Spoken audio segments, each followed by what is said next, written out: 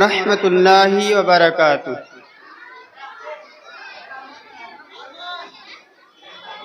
الحمد للہ نحمده ونصلي على رسوله الكريم أما بعد فقد قال الله تبارك وتعالى في القرآن المجيد والفرقان الحميد أعوذ بالله من السميع العليم من الشيطان الرجيم بسم الله الرحمن الرحيم أن الأرض يرثها عبادي الصالحون۔ صدر انجمن و حکم صاحبان و مہمانان عظام اور میرے علم ہم سفر کے پیارے ساتھیوں، آج کے اس پر رونق محفل میں سالانہ مسابقہ انجمن میں جس عنوان کو لے کر کے کھڑا ہوں وہ ہے مسلمانوں کا عروج و زوال۔ جب سر میں ہوائے طاعت تھی سرسبز شجر امید کا تھا، جب سر میں ہوائے طاعت تھی سرسبز شجر امید کا تھا، جب سر عیسیاں چلنے لگی اس پیڑ نے پھلنا چھوڑ دیا۔ اللہ کی راہ اب بھی ہے کھلی، آثار و نشان سب قائم ہے، اللہ کی راہ اب بھی ہے کھلی، آثار و نشان سب قائم ہے، اللہ کے بندوں نے لیکن اس راہ پر چلنا چھوڑ دیا۔ میرے پیارے ساتھیوں، ذرا آپ اس زمانے کا تصور کریں جب یہ کہوہ تنہا ایک 40 سالہ انسان نے اسلام کی آواز بلند کی، اور وہ آواز صرف 23 سال میں اتنی دور پہنچ گئی کہ تاریخ اس کی مثال دینے سے قاصر ہے۔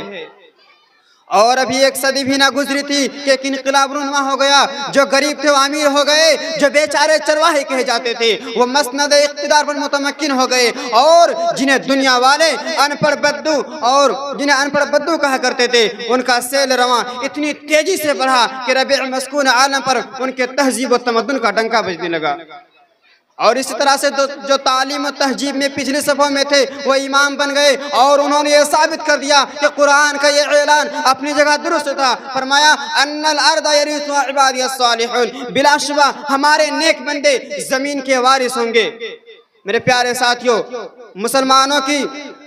مسلمانوں کی عروج کی داستان اتنی دلچسپ جو سیل افزائی اور روح پر بڑھے گی، آج بھی ان کو پڑھ کر کے رونگٹے کھڑے ہو جاتے ہیں۔ علامہ اقبال نے کیا ہی خوب کہا تھا، دشت تو دشت ہے دریا بھی نہ چھوڑے ہم نے، دشت تو دشت ہے دریا بھی نہ چھوڑے ہم نے، بحر ظلمات میں دوڑا دیے گھوڑے ہم نے۔ میرے پیارے ساتھیوں، ایک وقت تھا جب مسلمانوں کے شوکت و سطوت اور رعب و ہیبت کا ڈنکا بج رہا تھا، چار دانگ عالم ان کے عروج کی داستان برزمان تھی۔ وہ نیک تھے، راست باز تھے، صاحب صلاحیت تھے، موجد تھے، محقق تھے، علم دوست تھے، اور سب سے بڑی بات یہ ہے کہ ان کے دلوں میں اللہ اور اس کے رسول صلی اللہ علیہ وسلم کی اتنی زیادہ محبت تھی کہ وہ جتنا اپنے مال و دولت اہل و عیال سے بھی نہیں کرتے تھے۔ صرف یہی وجہ تھی کہ وہ جدھر رخ کرتے انہیں فتح نصیب ہوتی، وہ جس سرزمین پر قدم رکھتے انہیں فتح نصیب ہوتی۔ سچ فرمایا کہنے والے نے کہ جدھر رخ کیا سلطنت زیر فرما، جدھر آنکھ اٹھائی ممالک مسخر، مگر وہی قوم آج ذلیل و خوار ہو رہی ہے، وہی اسلام کے نام لیوا آج پیدر پہ شکست کھا رہے ہیں۔ چین سے لے کر کے افریقہ کے ساحلوں تک جہاں دیکھیں مسلمان زندگی کے میدان میں شکست کھاتا چلا جا رہا ہے۔ آخر کیوں؟ کیا کبھی ہم نے اس کو بھی سوچا ہے؟ سوچیے اور سمجھیے میرے بھائیوں، ظاہر سی بات یہ ہے کہ جن صفات نے ہمیں ترقی کے منازل طے کرائے، جن خوبیوں نے ہمیں بامی عروج سے پہنچایا، وہی خوبیاں اگر ہم پھر سے پیدا کر لیں تو یقین رکھیے کہ ہم سب بہت جلد کامیاب ہوں گے۔ میں یہی سب تقریر کو ختم کرتا ہوں۔ اللہ رب العالمین سے دعا ہے رب العالمین ہم تمام مسلمانوں کو عروج عطا فرما، آمین۔ وما علینا الا البلاغ المبین، وآخر دعوانا ان الحمد للہ رب العالمین، والسلام علیکم ورحمۃ اللہ وبرکاتہ۔